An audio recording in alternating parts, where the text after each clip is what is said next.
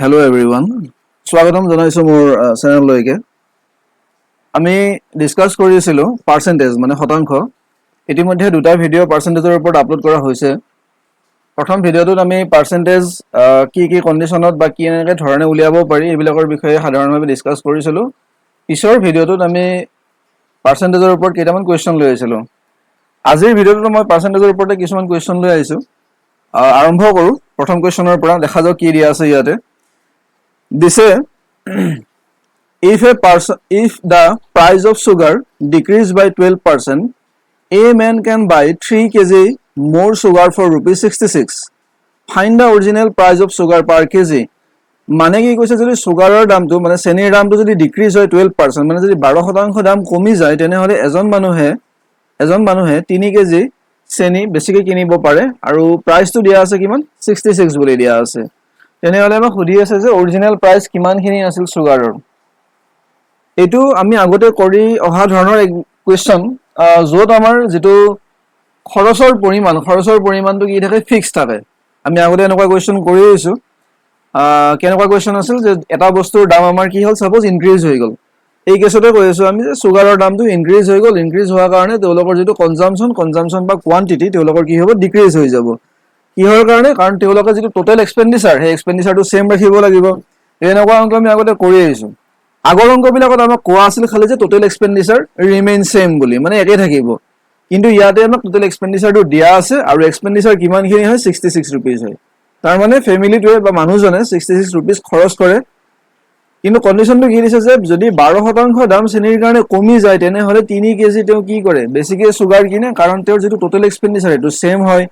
আমাক ইয়াত সুধি আছে যে অৰিজিনাল প্ৰাইস কিমানখিনি চেনিৰ কাৰণে। আমি সেই অংকটোৰে কৰিম যত অৰিজিনাল প্ৰাইস বা যেটো টোটাল এক্সপেন্ডিচাৰ এটো সেম থাকিব আৰু বাকি দুটা প্ৰাইজৰ মানে বস্তুৰ কাৰণে যে আমাৰ ডিক্ৰিজ হল কি প্ৰাইস ডিক্ৰিজ হৈছে গতিকে প্ৰাইসটো আৰু তাৰ লগত ৰিলেট কি হ'ব আমাৰ কোৱান্টিটিটো। কৰি চাও বস্তুখিনি কেনেকৈ দিয়া আছে যে চেনিৰ দাম ডিক্ৰিজ হৈছে 12% বা 12%। তাৰ মানে চেনিৰ দাম যদি অৰিজিনাল আমি 100 বুলি ধৰো যাই পেলাই কিমান হ'ব হেতু 12% ডিক্ৰিজ হলে 88 হৈ যাব। এটো কি আমাৰ কাৰণে এটো হৈছে প্ৰাইস। কোৱেশ্চনত দিয়া আছে যে প্ৰাইস হৈছে ডিক্ৰিজ 12%। ইয়াৰ উল্টাটো হ'ব কাৰণ আমাৰ যেটো টোটাল এক্সপেন্ডিচাৰ এটো সেম থাকিব গতিকে কোৱান্টিটিৰ কাৰণে ইয়াৰ উল্টাটো হ'ব। কোৱান্টিটিৰ কাৰণে কি হ'ব যে 88 টু যাই পেলাই কি হ'ব 100 হ'ব। এটো কি হ'ব কোৱান্টিটি হ'ব এটো। ঠিক আছে 100 টু যাই পেলাই 88 হ'ব কিহৰ কাৰণে কাৰণ প্ৰাইস 12% ডিক্ৰিজ হৈছে 12% কমি গৈছে গতিকে 100 পৰা যে 88 হৈ যাব। ইয়াৰ উল্টাটো হ'ব এটা কোৱান্টিটিৰ লগত মানে 88 টু যাই পেলাই 100 হ'ব। ঠিক আছে এতিয়া আমি এটা বস্তু চাব লাগিব ইয়াতে যে আমাক আগতে যি ধৰণে উলিয়াব দিছিল এখিনিলৈকে ঠিকই আছে কিন্তু বাকি ইয়াৰ পিছৰখিনি আমি কেনেকৈ কৰিব লাগিব। এটা 88 ৰ পৰা যদি 100 হৈছে মানুহজনৰ কোৱান্টিটি কি হৈছে মানুহজনৰ কোৱান্টিটি 12 কি হৈছে ইনক্ৰিজ হৈছে। ঠিক আছে 12 ইনক্ৰিজ হৈছে 88 ৰ ভিতৰত 12 ইনক্ৰিজ হৈছে। এতিয়া আমাক ওলাব দিছে কি মানুহজনে যেটো চেনি কিনিছিল মানে চেনিখিনিৰ অৰিজিনাল প্ৰাইস কিমান প্ৰকৃত মূল্য। ঠিক আছে অৰিজিনাল প্ৰাইস কিমানখিনি হয়। এটা কথা চাওক ইয়াতে দিয়া আছে মানুহজনে 3 কেজি সুগাৰ মোৰ মানে 3 কেজি বেছিকৈ চেনি কিনিব পাৰে 3 কেজি অধিক চেনি কিনিব পাৰে। ঠিক আছে ইয়াতে দিয়া আছে 3 কেজি অধিক চেনি কিনিব পাৰে। কিন্তু আমি ইয়াতে অংকটো কৰতে পালো কি যে মানুহজনে কিমান কেজি সুগাৰ বেছিকৈ কিনিব পাৰে হেতু হৈছে 12 কেজি।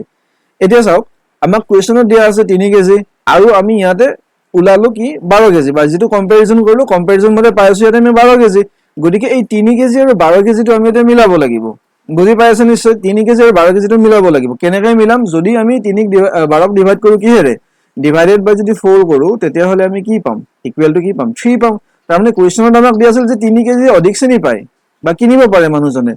কিন্তু কোৱেশ্চন মতে আমি ইয়াতে বনাই পেলাই পাই আছো যে কিমানখিনি চেনি বেছিকৈ কিনিব পাৰে মানুহজনে 12 কেজি কিনিব পাৰে। কোৱেশ্চনৰ মতে যদি মিলাব যাও তেনেহলে আমি ডিভাইড কৰিব লাগিব 4 ৰে। তাৰ মানে তেও কি হয় 3 কেজি চেনি এতিয়া বেছিকৈ কিনিব পাৰে। ইয়াক যদি 4 ৰে আমি ডিভাইড কৰি আছো তেনেহলে ইয়াকো 4 ৰে ডিভাইড কৰিম ইয়াকো আমি 4 ৰে ডিভাইড কৰিম। 88 ক 4 ৰে ডিভাইড কৰিলে হ'ব 22 আৰু যদি 100 ক 4 ৰে ডিভাইড কৰো কিমান হ'ব 25। ঠিক আছে তে 22 ৰ পৰা 3 কেজি সুগাৰটো বেছিকৈ কিনিছে কিনি পেলাই এতিয়া কিমানখিনি সুগাৰ পাইছে 25 কেজি সুগাৰ পাইছে। ইমানখিনিলৈকে ঠিকই আছে। আমাক সুধি আছে যে মানুহজনে চেনি যে কিনিছিল 66 रुपीसৰ কাৰণে তেনেহলে তাৰ প্ৰকৃত মূল্য কিমান এখিনি আমাক সুধি আছে। এতিয়া মানুহজনে অৰিজিনালি চেনি কিমান কিনিছিল প্ৰথম মানুহজনে চেনি কিমান কিনিছিল যেতিয়া তেওঁৰ সুগাৰৰ প্ৰাইসটো ডিক্ৰিজ হোৱা নাছিল নৰমাল আছিল তেতিয়া তেওঁ 22 কেজি কিনিছিল। যেতিয়া সুগাৰৰ প্ৰাইচ ডিক্ৰিজ হ'ল 3 কেজি বেছিকৈ কিনিলে কিনি পেলাই তেওঁ কিমান কৰিলে 25 কেজি কৰিলে অৰিজিনাল কিনিছিল তেওঁ কিমান 22 কেজি কিনিছিল অৰিজিনাল এটা মানুহজনৰ বাজেট সেম কিমান বাজেটটো একেই থাকিব 66 रुपीस থাকিব এটা 22 কেজি চেনিৰ দাম যদি 66 रुपीस হয় তেনেহলে পাৰ কেজি চেনিৰ দাম কিমান খিনি হ'ব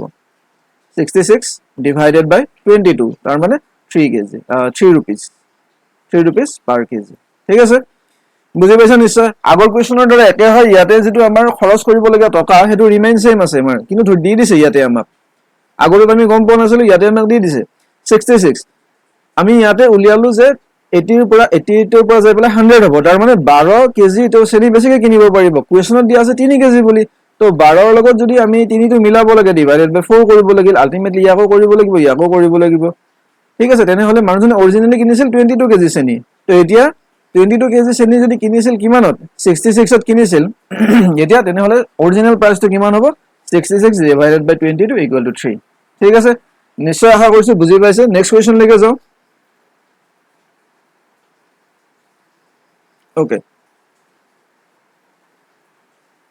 ওপৰত উঠি গল অলপ তলত দিলো ঠিক আছে if the price of rice increase by 20% a man can buy 4 kg less rice for rupees 72 find the original price of the rice per kg একেই কোৱেশ্চন আগতে আমাৰ ডিক্ৰিজ আছিল আৰু ইয়াতে কৈছে ইনক্ৰিজ বুলি এটো নিশ্চয় পাৰিব কোনো প্ৰবলেম নাই ইয়াতে তো আগৰখিনি বুজালো তো ইয়াতে মই ডাইৰেক্ট লিখি গৈছো কি আছে সুগাৰৰ সৰি ইয়াতে ৰাইস দিছে আমাক ৰাইসৰ প্ৰাইসটো কিমান খিনি হৈছে 20% ইনক্ৰিজ হৈছে গতিকে 100 এ হ'ব অৰিজিনাল 100 টো যাই পেলাই 20% ইনক্ৰিজ দ্যাট মিন্স 120 হৈ আছে তো ইয়াৰ উল্টাটো কৰিব লাগিব আমাৰ কিহৰ কাৰণে কোৱান্টিটিৰ কাৰণে কৰিব লাগিব তাৰ মানে 120 টো যাই পেলাই কি হৈছে 100 হৈছে এটো আমাৰ প্ৰাইস হয় আৰু এটো কোৱান্টিটি হয় তো আমাৰ বাৰিল কমিল ইয়াতে বাৰা নাই কমিছে ইয়াতে কমিল কিমানখিনি 20 কমিল হয় 120 টো যাই পেলাই যেটো 100 হৈছে তাৰ মানে কোৱান্টিটি কিমান কৰিল 20 কমিল আমাৰ কৈছে যে 4 কেজি লেস ৰাইস মানে 4 কেজি কম কিনিব পাৰে বাই কোৱেশ্চন আমি কিমানখিনি পাইছো বা ইয়াতে আমি কৰাখিনিৰ মতে কিমানখিনি পাইছো যে 20 কেজি 20 কেজি তেও কি কৰিব পাৰে ৰাইস কমকে কিনিব পাৰে তেনেহলে 4 কেজি লগত যেতিয়া 20 কেজি এটো আমি কম্পেয়াৰ কৰিম তেতিয়া কি কৰিম 20 ডিভাইডেড বাই 5 কৰিব লাগিব ঠিক আছে তেতিয়া আমি কি পাম 4 কেজি কমকে কিনাটো পাম ইয়াতে আমি কি পাইছো যে 120 কেজিৰ পৰা মানুহজন 100 কেজি কিনিব পাৰে তাৰ মানে কি 20 কেজি কিনিব পাৰে কিন্তু কোৱেশ্চনত আমাৰ কি দিয়া আছে যে 4 কেজি কমকে কিনিব পাৰে তেনেহলে 20 কেজিৰ লগত 4 কেজি যেতিয়া আমি মিলাব যাম এই 20 কেজিৰ লগত যেতিয়া আমি 4 কেজিটো মিলাব লগা হ'ব 4 কেজিটো মিলাব লগা হ'ব তেতিয়া হলে আমি কি কৰিম ডিভাইডেড বাই 5 কৰিম ইকুৱেল 4 পাম ডিভাইডেড বাই 5 যদি ইয়াত কৰি আছে তেনেহলে ইয়াতেও ডিভাইডেড বাই 5 কৰিম ইয়াতেও আমি কি কৰিম ডিভাইডেড বাই 5 কৰিম তেনেহলে 120 ডিভাইডেড বাই 5 মানে কিমান হ'ব 120 ডিভাইডেড বাই 5 মানে হৈ যাব 24 আৰু 4 কেজি কম গতিকে ইয়াতে ডিভাইড কৰিলেও 20 এ পাম ডিভাইড নকৰিলেও আমি 20 এ পাম কাৰণ 4 কেজি কম আগতে 24 কেজি কিনিছিল এতিয়াতেও 4 কেজি কমকে কিনে অৰ্থাৎ যাই পেলে এতিয়াতেও কিমান কিনিব পাৰে 20 কেজি কিনিব পাৰে ইয়াতে হদি আছে যে 72 रुपीस তেওঁৰ কাৰণে কি হয় ফিক্স প্ৰাইস মানে ফিক্স হয় তেওঁৰ এখিনি বস্তু ৰিমেইন সেম থাকিব এখিনি পইচাৰে তেওঁ কি কিনিব এতিয়া চাউল কিনিব তো আগতে যদি তেওঁ চাউল কিনিছিল 24 কেজি এতিয়া তেওঁ চাউল কিনি আছে কিমান 20 কেজি কিনি আছে কিহৰ কাৰণে কাৰণ চাউলৰ দামটো কি হৈছে 20% ইনক্ৰিজ হৈছে 20% ইনক্ৰিজ হৈছে চাউলৰ দামটো ইনক্ৰিজ হৈছে হদি আছে আমাক অৰিজিনাল প্ৰাইস কিমান অৰিজিনাল তো কিমান কিনি চাউল কিনিছিল 24 কেজি কিনিছিল এনেহলে 24 কেজি যেটো ৰাইস আছে ৰাইসৰ দাম যদি 72 হয় তেনেহলে 1 কেজিৰ দাম কিমান হ'ব 1 কেজিৰ দাম হৈ যাব 72 divided by 24 equal to 3 হৈ যাব 3 rupees হৈ যাব per কেজি ঠিক আছে আগৰটো দৰে একেই আছিল গতিকে ইয়াতে বেছিকে মই বিৱৰণ দিয়া নাই বা বেছিকে মই বুজাব কৰা নাই কাৰণ আমি অলপ স্পিডি কৰিলে ভাল হয় পৰীক্ষা ওচৰত আৰু আমি কভাৰ কৰিব লগা বস্তু বহুতখিনি আছে ঠিক আছে নেক্সট কোৱেশ্চন লৈকে যাও সৰি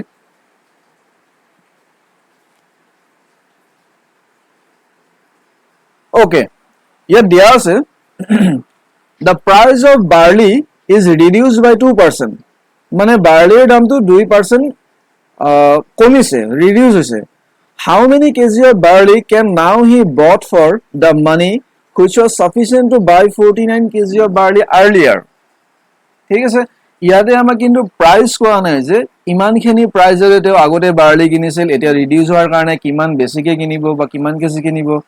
এই ধৰণৰ কোৱেশ্চন আমাক সোধা নাই ইয়াতে আমাক কৈছে কি how many kg of barley can now he bought ঠিক আছে এতিয়া তেও কিমান কেজি জব কিনিব পাৰিব বা ইমান শুদ্ধ ট্ৰান্সলেশন বাৰ্লি জব কৰি দিছে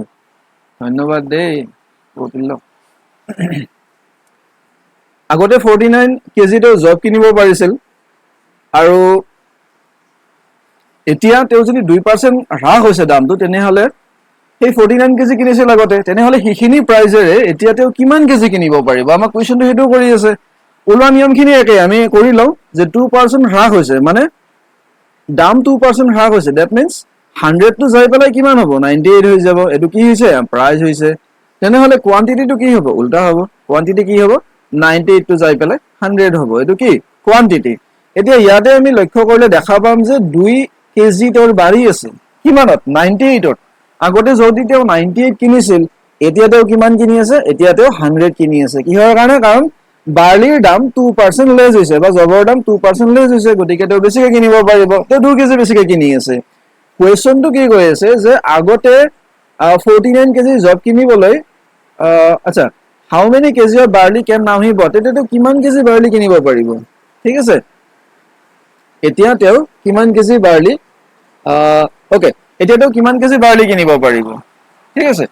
তো আগতে তো কৈছিল কিমান তেও 49 কেজি জব কিনিব পাৰিছিল কিন্তু আমি ইয়াতে কিমান খিনি পাই আছো যে মানুহজনে আগতে কিমান কিনিছিল 98 কিনিছিল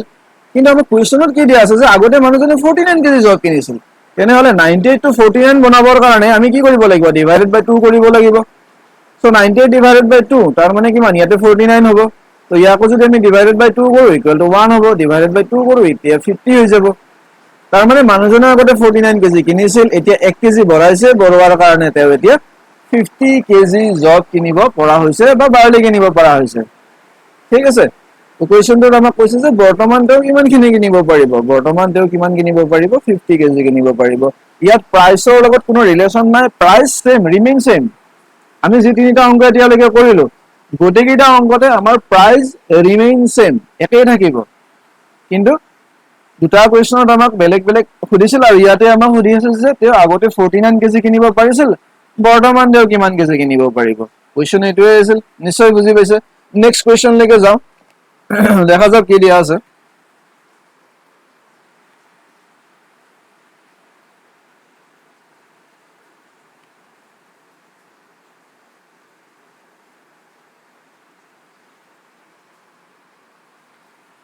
ওকে ওপৰত বসি গল কি জানে নমাই 2% contested on an election. The winning candidate secured 52% of total polled votes and won by a majority of 40,000 votes. What was the total number of votes polled? Interesting question. কি কৈছে যে এটা নিৰ্বাচনত দুজন ব্যক্তি প্ৰতিদ্বন্দ্বিতা কৰিছিল যিগৰাকী প্ৰাৰ্থী বিজয়ী হৈছে তেওঁ মুঠ যিমানখিনি ভোট পোল হৈছিল তাৰ ভিতৰত 52% ভোট লাভ কৰিছে আৰু 4 লাখ এটা জিৰো কি হয় বেছি হৈ যায় অসমত ট্ৰান্সলেট কৰিলে 40,000 ভোটৰ সংখ্যাগৰিষ্ঠতাৰ জয় লাভ কৰিছিল এতিয়া সুধিছে যে মুঠ কিমান ভোটদান আছিল তাৰ মানে টোটাল নাম্বাৰ অফ পোলড ভোট আমাক সুধি আছে ইয়াতে ঠিক আছে কোৱেশ্চনটো ইন্টাৰেষ্টিং হয় পৰীক্ষা দেখিবলৈ পোৱা যায় যদি কেতিয়াবা এক্সামিনাৰৰ মন থাকে বলে অলপ পৰীক্ষাৰ সময় খাও তেনেহলে এনেকুৱা কোৱেশ্চন দি দিব পাৰে সকলো ধৰণৰ কোৱেশ্চনৰ কাৰণে প্ৰিপেয়াৰ হ'ব লাগিব একো টান নহয় খালি কনসেপ্টটো বুজিব লাগে ঠিকখিনি ক'ব নোৱাৰি যে এনেকুৱা কোৱেশ্চন আহিব বা নাহে কিন্তু আমি প্ৰিপেয়াৰ হৈ যাও পৰীক্ষালৈকে এতিয়াও বহুত বেছি সময় নাই তথাপিও আমি প্ৰেক্টিছটো কৰিব লাগিব ঠিক আছে দুজন ব্যক্তিয়ে প্ৰতিদ্বন্দ্বিতা কৰিছিল যিগৰাকী বিজয়ী প্ৰাৰ্থী তেওঁ মুঠ ভোটদানৰ 52% লাভ কৰিছিল আচ্ছা তো মুঠ ভোটদানটো আমি সদায় 100 ধৰিব লাগিব যিমানখিনি হৈছিল আমি কৈছে মুঠ ভোটদান কিমান হৈছিল গতিকে টোটাল ভোটাৰ আমাক সোধা নাই ইয়াতে হৈছিল ভোটদান ঠিক আছে ভোটাৰ সাপোজ 5 লাখ আছিল তাৰ ভিতৰত 4 লাখে ভোট দিছিল তেনেহলে 4 লাখটো 100% হৈ যাব ইয়াতে তো মুঠ ভোটদান কিমান আছিল এই 100% ৰ ভিতৰত যিগৰাকী দুটা ক্যান্ডিডেট এটা হল উইনাৰ আৰু এটা হল লুজাৰ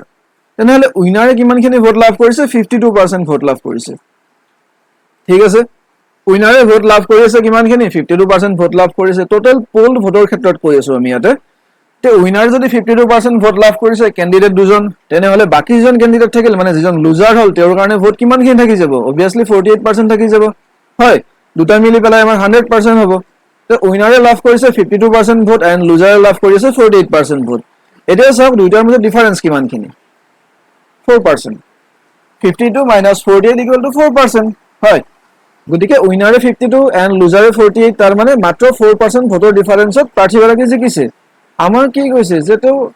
কিমানখিনি ভোটৰ সংখ্যাগৰিষ্ঠতাৰে মানে জিকিছে বা কিমানখিনি বেছি ভোট পাইছে সেইটো হৈছে 40000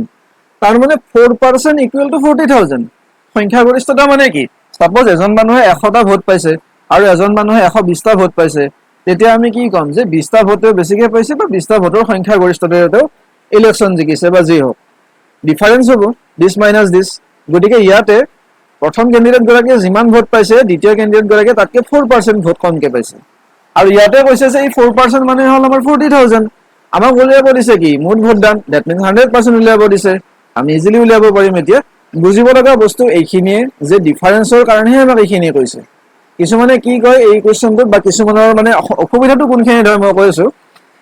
এই যে 52% বুলি দিছো এই বহুতে ভাবিলে 52% ইকুৱেল টু 40000 52% ইকুৱেল টু 40000 সমস্যাটো এইখিনিতে হৈ যায় আমাক এইটো কোৱা নাই যে উইনিং ক্যান্ডিডেটে 40000 ভোট পাইছে আমাক কৈছে যে ডিফাৰেন্স আছিল ইমানখিনি মানে তেওঁ ইমানখিনি ভোটৰ ব্যৱধানত জিকিছে গতিকে এই যেটো 52 minus 48 equal to 4% এটো হল ব্যবধান that means 4% equal to 40000 গতিকে 4% equal to 4% equal to যদি 40000 হয় equal to যদি 40000 হয় তেনেহলে 100% equal to কিমান হ'ব ধৰি ললো 100% equal to k okay 100% equal to k so k এর ভ্যালু আমি কেনেকৈ উলিয়াম k এর ভ্যালু % আমি ক্যান্সেল আউট কৰিলো ক্ৰস মাল্টিপ্লাই কৰো ক্ৰস মাল্টিপ্লাই কৰো কি হ'ব 4k আৰু ইয়াতে 40000 into 100 তেনেহলে k এৰ ভ্যালু আমি কি উলিয়াব পাৰিম k মানে কি 100% ধৰি লৈছো দে k এৰ ভ্যালু যেটো হ'ব সেটো কি হ'ব আমাৰ টোটাল ভোটাৰ হৈ যাব তেনেহলে 4 যদি ইফালে আনো তো ডিভাইড কৰাৰ লগে লগে ইয়াতে হৈ যাব আমাৰ 10000 into 100 10000 into 100 that means 10 lakh হৈ যাব ওকে 10 লাখ কি হৈ যাব টোটাল ভোটাৰ হৈ যাব কোৱেশ্চনটো নিশ্চয় বুজি পাইছে ইয়াতে বুজিব লগা বস্তু অলপমান প্ৰবলেম হয় এখিনি যাইতে যে ডিফাৰেন্সৰ কাৰণেহে আমাক 40000 বুলি কৈছে মুঠ ভোট আমাক 40000 বা উইনিং ক্যান্ডিডেটে 40000 ভোট পোৱা বুলি কোৱা নাই আমাক ঠিক আছে এখিনি আমি ইয়াতে অলপমান পাজল হয় কেতিয়াবা কেতিয়াবা ঠিক আছে প্ৰেক্টিস কৰিলে একো নাই ইলেকশনৰ কোৱেশ্চন কেতিয়াবা আহে ঠিক আছে ইলেকশনৰ কোৱেশ্চন কেতিয়াবা আহে নেক্সট কোৱেশ্চন লৈকে যাও দেখা যাওক কি দিয়া আছে তাত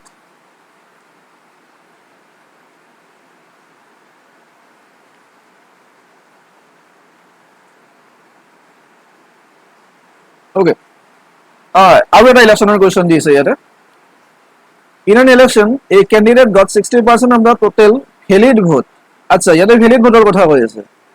4% of the total votes were declared invalid if the total number of votes is 5,06,000 then what will be the number of valid votes polled in favor of the candidate মানে ইয়াতে মই কোৱেশ্চনটো কি কৈ আছে এটা ইলেকশনত এজন ক্যান্ডিডেটে কিমান পাৰ্চেন্ট ভোট লাভ কৰিছে 60% ভোট পাই আছে valid ভোটৰ ভিতৰত 4% of the votes were declared invalid তাৰ মানে যিমানখিনি ভোট আছিল ভোটৰ ভিতৰত 4% invalid বুলি কৈ আছে ঠিক আছে 4% invalid বুলি কৈ আছে তেনেহলে 4% invalidৰ ভিতৰত না সৰি invalidৰ বাদ যোৱাৰ পিছত যিখিনি থাকিব সেইখিনি কি হ'ব valid votes হ'ব আৰু valid votesৰ ভিতৰত ক্যান্ডিডেট জনে কিমানখিনি পাই আছে 60% ভোট পাই আছে ঠিক আছে if the number of votes is 5,06,000 total number of voters কৈছে ইয়াতে 5,06,000 then what will be the number of valid votes polled in favor of the candidate আচ্ছা কোৱেশ্চনটো কৰো তো আমি valid vote কিমানখিনি পাম ইয়াতে 100% যদি আমাৰ ভোটস আছিল 100% ভোটস বুলি ধৰিলো invalid আছিল আমাৰ 4% এনেহলে valid votes আমাৰ কিমানখিনি হ'ব 96% 4% ক্যান্সেল হৈছে এইখিনি invalid vote হয় গতিকে 96% হৈছে কি valid votes এতিয়া এটা কথা চিন্তা কৰক ইয়াতে দিয়া আছে যে ক্যান্ডিডেট জনে 60% ভোট লাভ কৰে of the total valid votes তে 60% তো কিমানৰ ভিতৰত 100 ৰ ভিতৰত নে 96 ৰ ভিতৰত আমাৰ সুধি আছে valid votes ৰ কাৰণে 60% তো গতিকে 96 is the valid vote 96 is the valid vote গতিকে 96 ৰ ভিতৰত তো 60% লাভ কৰি আছে তেনেহলে 60% কিমানখিনি হ'ব অফ 96 হেতু উলিয়াব লাগে ঠিক আছে 60% কিমান হ'ব 96 ৰ সেইখিনি উলিয়াব লাগে কেনেকৈ উলিয়াম 100% মানে কিমান 100% কিমান বুলি কৈছে 96 বুলি কৈছে ঠিক আছে 100% কিমান বুলি কৈছে 96 বুলি কৈছে এটা 60% অফ আমাক কি লাগে ভ্যালিড ভোটস লাগে 96 ৰ ভিতৰত তেতিয়া কিমানখিনি হ'ব 96 by 100 into 60 ঠিক আছে আমি উলিয়াব লাগে 96% 96% ৰ ভিতৰত 60% কিমানখিনি হ'ব 96% ৰ ভিতৰত 60% কিমানখিনি হ'ব হেতু উলিয়াব লাগে কাৰণ 96 হল ভ্যালিড ভোট এটা 96 টো কি হয় আমি 100 ধৰিব লাগিব 60% যদি কম্পেয়াৰ কৰিব লাগে তেনেহলে আমি 96 টো ধৰিব লাগে 100 তাৰ মানে 100 কিমান হয় 96 ৰ সমান হয় তেনেহলে 60% টো কাৰ আছিল এই যেটো 60% এটো কাৰ আছিল 60% টো কাৰ আছিল ভ্যালিড ভোটৰ 60% বুলি কৈছে গতিকে 60% টো ভ্যালিড ভোটৰ কাৰণে উলিয়াব লাগে গতিকে 100% যদি 96 হয় তেনেহলে 60% কিমান হ'ব 96 by 100 into 60 এখিনি ক্যালকুলেশন কৰিলে আমাৰ টোটাল 60% কিমানখিনি হয় দ্যাট মিন্স ভ্যালিড ভোট কিমানখিনি পাইছে ক্যান্ডিডেট জনে এজ এ পার্সেন্টেজ কিমানখিনি আমি পাম 0 ক্যান্সেল আউট হৈ যাব ইয়াতে হ'ব 2 3 and 2 5 তো উপর 96 into 3 divided by 5 96 into 3 হলে this is by 5 288 by 5 that means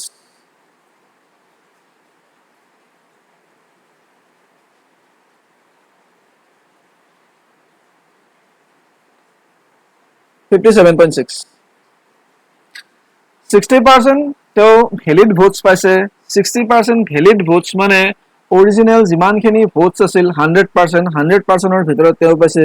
57.6% কোৱেশ্চনটো বুজি লব অকমান কোৱেশ্চনটো কোৱেশ্চনটো অকমান বুজি লব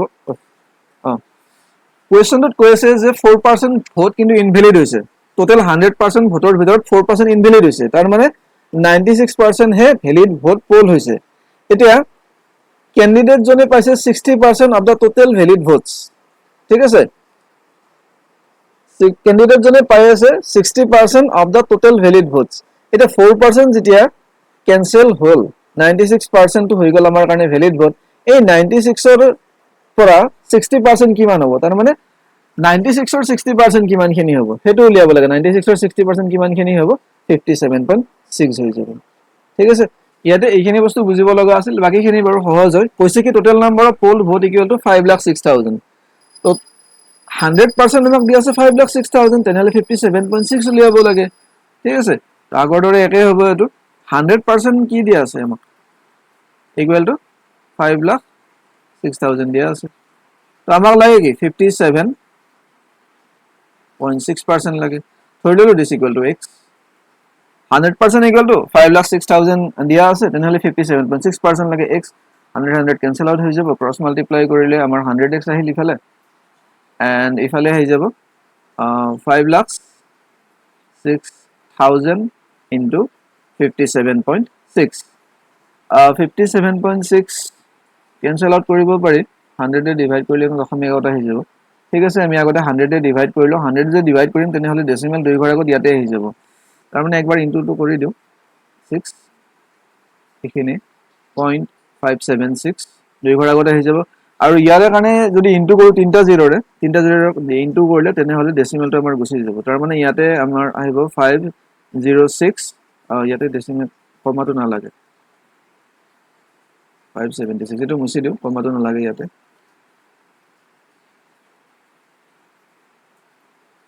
পাঁচটো মুছাব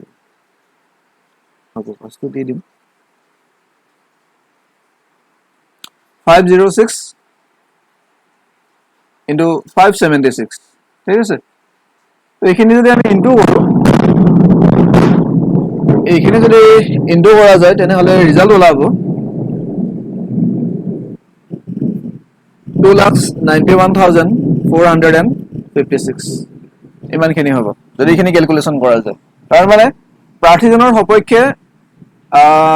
ভোটদান কৰা বৈধ ভোটৰ সংখ্যা কিমানখিনি হ'ব বৈধ অসমীয়া দিছে প্ৰাৰ্থীজনৰ সপক্ষে ভোটদান কৰা বৈধ ভোটৰ সংখ্যা কিমানখিনি হ'ব যদি টোটাল ভোটস আছিল 5,06,000 আৰু তাৰ ভিতৰত যদি ক্যান্ডিডেট জনে কিমান পাইছিল 60% পাইছিল তাৰ মানে ইয়াৰে 60% ভ্যালিড ভোটস হিচাপত যদি উলিয়াব যায় তেনেহলে 2,91,456 হৈ যাব ওকে নেক্সট কোৱেশ্চন লৈকে যাও আচ্ছা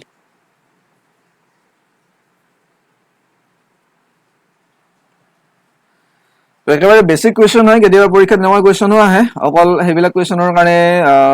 আহিব বুলি আমি ক'ব নোৱাৰো। এইবিলাক কোৱেশ্চনো আহে পৰীক্ষাত কেতিয়াবা, গোটেইখিনি টানে নহয়। কেতিয়াবা মন গ'লে ইলেকশ্যনৰ ধৰণে কোৱেশ্চন থাকিব পাৰে, বা প্ৰাইজ কোৱান্টিটিৰ কাৰণে আমি যেনেকুৱা ধৰণৰ অংকবিলাক কৰি আহিলো সেনেকুৱা অংকও দেখিবলৈ পোৱা যায়। আৰু একেবাৰে বেসিক বোলো নাই পাছ কৰি যাওক, বৰ বেছিকে মানে যত কৰিবৰ কাৰণে ইচ্ছা নাই, নম্বৰখিনি লৈ লওক, তেনেকুৱা ধৰণে এনেকুৱা কুৱেশ্যন দেখিবলৈ পোৱা যায় এনেকুৱা ক্ষেত্ৰত। গতিকে ইজি হয় একেবাৰে। এনেকুৱা কুৱেশ্যনো দুটামান হয়তো আছে শ্লাইডখনত, চাই লওঁ। if 50% of p equal to 25% of q, then p equal to x% of q, find x. 50% of p equal to 25% of q. 50% of means into p equal to 25% into q. আৰু তাৰ পিছত এটা ৰিলেশ্যন দিছে p equal to x% of q. এইখিনি উলিয়াব পাৰিম কি জানি, আমি এইখিনি চাই লওঁ। 50% of p মানে কি, 50/100 into p, 25/100 into q. তো এইটো হাফ হৈ যাব, তাৰ মানে p/2, আৰু এইটো by4 হৈ যাব, মানে q/4। এইখিনি যদি p টো আমি ইফালে লৈ যাওঁ, তেনেহ'লে আমি ডিভাইডো কৰিব পাৰো, p equal to half of q বা q/2, p equal to q/2। ইয়াতে আৰু কথাটো কৈছে কি p equal to x% of q, p equal to x% of q কুৱেশ্যনত দিয়া আছে। এতিয়া এটা কথা চাওক, p equal to half of q, তাৰমানে কাৰ ভেলুটো বেছি ডাঙৰ হ'ল। p equal to half of q মানে কাৰ ভেলু ডাঙৰ হ'ল। p equal to half of q মানে কাৰ ভেলু ডাঙৰ হ'ল। p equal to half of q মানে p ৰ ভেলু ডাঙৰ নে q ৰ ভেলু ডাঙৰ? অবভিয়াছলি q ৰ ভেলু ডাঙৰ। এতিয়া q ৰ ভেলু যদি 100 হয়, p ৰ ভেলু কিমান হ'ব? হাফৰ লগত 100 ইনটু কৰিলে 50 হ'ব। p ৰ ভেলু যদি q ৰ ভেলু যদি 50 হয়, তেনেহ'লে p ৰ ভেলু কিমান হ'ব? 50 ৰ লগত যেতিয়া হাফ ইনটু কৰিম, 50 ইনটু হাফ ইকুৱেল টু কিমান হ'ব? 25। তাৰ মানে q ৰ ভেলুটো সদায় বেছি হৈ আছে। আমাক সুধি আছে কি p equal to x% of q, মানে কিমান পাৰ্চেন্ট অফ q। x ৰ ভেলু উলিয়াব দিছে তো, গতিকে x ৰ ভেলু মানে কিমান পাৰ্চেন্ট অফ q সেইটো উলিয়াব দিছে। ক্লিয়াৰলি আমি ইয়াৰ পৰা ক'ব পাৰো যে আমি q ৰ ভেলু যিয়ে নলওঁ, ইয়াৰ আধা যাই পেলাই হ'ব কি p, আধা, দ্যাট মিন্স 50%। তাৰ মানে p ৰ ভেলুটো কি হ'ব? p equal to 50% of q। ক'ৰ পৰা পালো? এইখিনিৰ পৰা পালো। একেবাৰে সহজ আছিল। অপশ্যন পাব ইয়াতে 50% বা বেলেগ বেলেগ পাৰ্চেন্ট পাব। আৰু কেতিয়াবা এটা প্ৰব্লেম হয় যে আধাটোক বহুতে হাফ পাৰ্চেন্ট বুলি কয়, ঠিক আছে। 50% আৰু হাফ পাৰ্চেন্টৰ মাজত আকাশ পাতাল ডিফাৰেন্স আছে। এইটো বস্তু একেবাৰে ক্লিয়াৰ হৈ লোৱাটো ভাল। 50% আৰু হাফ পাৰ্চেন্ট বহুতেই বেছি ডিফাৰেন্স আছে। যিহেতু আমি অলৰেডি পাৰ্চেন্টেজ পঢ়ি আছো, এই বস্তুবিলাক ক্লিয়াৰ হৈ থকাটো ভাল একেবাৰে। যিকোনো বস্তু এটাৰ 50% কিমানখিনি হ'ব পাৰে? ধৰি ললো আমি 100 আছিল, 100ৰ কাৰণে 50% জানো আমি অবভিয়াছলি কিমান হ'ব? 50 হ'ব। কৰি দিওঁ আমি ইয়াতে 50/100 কিমান হ'ব? 100 কেনচেল হ'ব, ইয়াতে হৈ যাব 50। এতিয়া আমি 50ৰ কাৰণে 100ৰ কাৰণে হাফ পাৰ্চেন্ট কৰোঁ। 100ৰ কাৰণে হাফ পাৰ্চেন্ট কৰোঁ। 100ৰ কাৰণে আমি কৰোঁ কি half percent. Half percent, percent মানে কি? বাই 100, বাই 100 হয়। এইখিনিৰ কাৰণে আমি কি কৰিম? 100 কেনচেল যাব, ইয়াতেও থাকিল কি আমাৰ কাৰণে? হাফ থাকিল। ইয়াতে 50 পালো, ইয়াতে হাফ পালো। সেম ভেলু আছিল, ইয়াতেও 100 আছিল, ইয়াতেও 100 আছিল। এইটো ভুল নহয়, যাতে এইটো ভুল নকৰিব। 50% আৰু হাফ পাৰ্চেন্টৰ মাজত ডিফাৰেন্স থাকে, কিছুমানৰ প্ৰব্লেম হয়, সকলোৰে নহয়। সেইকাৰণে কৈ দিছো 50% মানে বস্তুটোৰ আধা, আৰু হাফ মানে কি? সি একতকেও কমি গ'ল, আধা হৈ গ'ল, একতকেও কম হ'ল। হাফ মানে বস্তুটোৰ হাফ নহ'ল। হাফ পাৰ্চেন্ট মানে বস্তুটোৰ আধা নহয়। মানে ধৰক 100 কৈছো, 100ৰ হাফ পাৰ্চেন্ট মানে 100ৰ আধা 50 নহয়। হাফ পাৰ্চেন্ট মানে হ'ল একৰো কম। 1% নহয়, সি হাফ হৈ যাব, বা 1ও নহয়, ভেলুটো হাফ হৈ যাব। কৰি দিলো। গতিকে এই বস্তুটো অলপমান খেয়াল ৰাখিব, কাৰণ এনেকুৱা ধৰণৰ কুৱেশ্যন ঠিকেই আছে, গোটেইখিনি কৰা যাব। অপশ্যন চাপোজ ইয়াতে দিয়া থাকিব, আমাৰ থাকিল ধৰক দিয়া ইয়াতে a বুলি এটা দিয়া থাকিল আপোনাৰ 25%, নেক্সট b বুলি দিয়া থাকিব 50%, ধৰি ললো। c দিয়া থাকিব হাফ পাৰ্চেন্ট, আৰু d দিয়া থাকিব চাপোজ যিকোনো এটা 20% থাকিব পাৰে। খেলি মেলিটো এইখিনিতে হৈ যায়। p equal to half of q, তাৰ মানে half percent. p equal to half of q, তাৰ মানে কি হ'ব? হাফ পাৰ্চেন্ট নহয়, হাফ পাৰ্চেন্ট। কৰি দিলো আমি ইয়াতে, কি হ'ব? 50% of answer, ঠিক আছে। এইটো নহয়, 50%। নেক্সট কুৱেশ্যন লৈকে যাওঁ।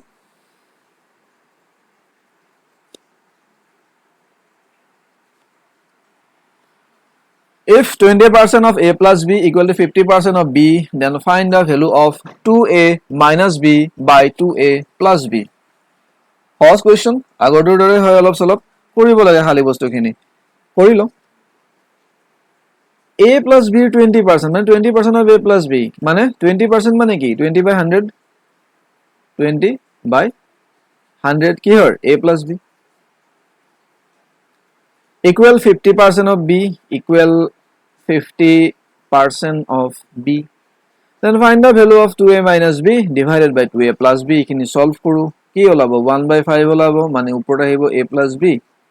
তলত আহিব 5 ইয়াতে আহিব half that means b by 2 cross multiply কৰি দিও ইফালে আহিব 2a plus 2b equal to 5b তেনেহলে ইফালে cancel হলে 2a equal to 3b হ'ব কোৱেশ্চনত কি কৈছে আমাক 2a minus b hence 2a minus b divided by 2a plus b the 2a এর ভ্যালু পাই আছো আমি 3b so 3b minus b আৰু ইয়াতে হ'ব 3b plus b ওপৰত হ'ব 2b তলত হ'ব 4b cancel কৰিলে half পাম আমি ইয়াৰে ভ্যালু cancel out হলে half হৈ যাব b cancel হ'ব 2 আৰু 4 cancel হ'ব cancel কৰি দিলু half হৈ যাব ভ্যালুটো ঠিক আছে একেবাৰে সহজ আছিল নেক্সট কোৱেশ্চন লৈকে যাও কি দিয়া আছে in an examination a candidate must score 40% marks to pass a candidate who gets 220 marks fail by 20 marks what are the maximum mark for the examination মানে কৈছে কি যে এটা পৰীক্ষাত এজন পৰীক্ষাৰ্থী উত্তীৰ্ণ হ'বৰ কাৰণে 40% নম্বৰ পাব লাগিব এজন ক্যান্ডিডেট বা এজন পৰীক্ষাৰ্থীয়ে 220 নম্বৰ পাইছে 220 নম্বৰ পাইছে আৰু 20 নম্বৰৰ কাৰণে ফেইল কৰিছে এনেহলে কৈছে যে ম্যাক্সিমাম নম্বৰ পৰীক্ষাত এজন ক্যান্ডিডেটে কিমানখিনি পাব বা পৰীক্ষাত সৰ্বাধিক নম্বৰ কিমান হ'ব পাৰে তাৰ মানে আমাক টোটাল নম্বৰ সুধি আছে পৰীক্ষাত সহজ কোৱেশ্চন দেখিবলৈ পোৱা যায় পৰীক্ষাত এনেকুৱা কোৱেশ্চন ইয়াতে আমাক দিয়া আছে যে পৰীক্ষাৰ্থীজনে 220 নম্বৰ পাইছে পৰীক্ষাৰ্থী এজনে বা ক্যান্ডিডেট জনে 220 নম্বৰ পাইছে আৰু তেওঁ ফেইল কৰিছে কিমান নম্বৰৰ কাৰণে 20 নম্বৰৰ কাৰণে ফেইল কৰিছে ঠিক আছে তেওঁ 220 পাইছে আৰু যদি লগত আৰু প্লাস যদি লগত 20 নম্বৰ পালে হেতেন তেতিয়া তেওঁ কি হলে পাস কৰি গলেতেন তাৰ মানে পাস কৰাৰ কাৰণে তেওঁ কিমান নম্বৰ লাগে 240 নম্বৰ লাগে ঠিক আছে 220 নম্বৰ পাইছে আৰু যদি 20 নম্বৰ পায় তেনে হলে 240 নম্বৰ হৈ যায় 240 নম্বৰ পালে পৰীক্ষাত পাস কৰে কোৱেশ্চনত দিয়া আছে যে ক্যান্ডিডেট জনে must score 40% marks মানে 40% নম্বৰ পাবই লাগিব মিনিমাম 40% মাৰ্কস তো পাবো লাগিব তাৰ মানে 240 নম্বৰ তো আমি নম্বৰ হিসাবত যদি ইয়াতে যিখিনি দিয়া আছে তাৰ পৰা গম পালো কি যে 240 নম্বৰ পাবো লাগিব পাস কৰাৰ কাৰণে কিন্তু কোৱেশ্চনত দিয়া আছে যে তো 40% মাৰ্কস পাবো লাগিব তাৰ পৰা আমি কি বুজি পালো যে 40% মাৰ্কস তো কাৰ সমান হয় 40% মাৰ্কসৰ কথা যে কৈ আছে বা 40% মাৰ্কস বুলি যে কৈছে সেই 40% মাৰ্কস তো কাৰ সমান হয় 240 ৰ সমান হয় বা 240 ৰ সমান হয় তেতিয়া আমাক সুধি আছে যে পৰীক্ষাত ম্যাক্সিমাম মাৰ্ক কিমানখিনি তাৰ মানে পৰীক্ষাটোত মুঠ নম্বৰ কিমানখিনি আছিল হেতু সুধি আছে তেনেহলে 100% ইকুৱেল টু b ধৰি ললো উলিয়াব লাগে কি b এৰ ভ্যালু উলিয়াব লাগে যে 40% ইকুৱেল টু যদি 240 হয় 100% ইকুৱেল টু b b এৰ ভ্যালু উলিয়াব লাগে পাৰ্সেন্ট ক্যান্সেল কৰিলো ক্ৰস মাল্টিপ্লাই কৰিব লাগিব তেনেহলে কি হ'ব ইয়াতে প্ৰথম আহি যাব আমাৰ কাৰণে 40b আৰু ইফালে 240 * 100 তো ইয়াৰ পৰা আমি উলাব লাগে b এর ভ্যালু যদি 40 ইফালে লৈ যাও তেনেহলে ডিভাইড হ'ব আৰু 4 দি যদি ডিভাইড কৰো 24 ক 6 আহি যাব ইয়াতে into 100 তাৰ মানে 600 তাৰ মানে পৰীক্ষাত মুঠ নম্বৰ কিমান আছিল 6 নম্বৰ আছিল বুজি পাইছে কেতিয়াবা দি দিয়ে যে ক্যান্ডিডেট জনে ইমানখিনি নম্বৰ পাইছে আৰু ইমানখিনি নম্বৰৰ কাৰণে হি পৰীক্ষাত পাস কৰিছে মানে সাপোজ 240 লগা আছিল ক্যান্ডিডেট জনে 250 পাইছে আমাক দি দিব যে ক্যান্ডিডেট জনে 10 নম্বৰৰ কাৰণে পাস কৰিছে আৰু ইয়াতে পাৰ্সেন্টেজ তো দিয়া থাকিব যে কিমান নম্বৰ পালে এজন ক্যান্ডিডেটে পৰীক্ষাত পাস কৰিব পাৰে তেতিয়া হলে যিমানখিনি এক্সট্ৰা পাইছে ইমানখিনি টোটাল নম্বৰৰ পৰা মাইনাস কৰিব লাগিব কাৰণ হিমানখিনি বেছি পাইছে আৰু হিখিনি পাৰ্সেন্টেজৰ লগত মিলাই পেলাই 100% উলিয়াব লাগিব ইয়াতে ক্যান্ডিডেট জনে 20 নম্বৰ কম পাইছে গতিকে 20 নম্বৰ যদি যোগ দিও তেনে হলে তেও পাই 240 নম্বৰ মানে পালে হেতেন যদি 20 নম্বৰ পাই 240 পালে হেতেন 240 নম্বৰ পালে এও কি হ'ব 40% মাৰ্কসৰ সমান হৈ যাব কাৰণ ইমানখিনি পালে পাস কৰি যায় তেনেহলে 40% যদি 240 হয় তেনেহলে 100% টো আমি কৰি পেলাই পালো কিমান হ'ব 600 হ'ব ওকে আজিৰ ভিডিওত ইমানখিনি কোৱেশ্চন আছিল নেক্সট পাৰ্সেন্টেজৰ ভিডিও এটা হয়তো হ'ব পাৰে চাও পৰীক্ষালৈকে বেছি সময় নাই নহলে নতুন টপিক এটা লৈ আহিম আজিৰ কাৰণে ইমানখিনিতে শেষ কৰিছো ধন্যবাদ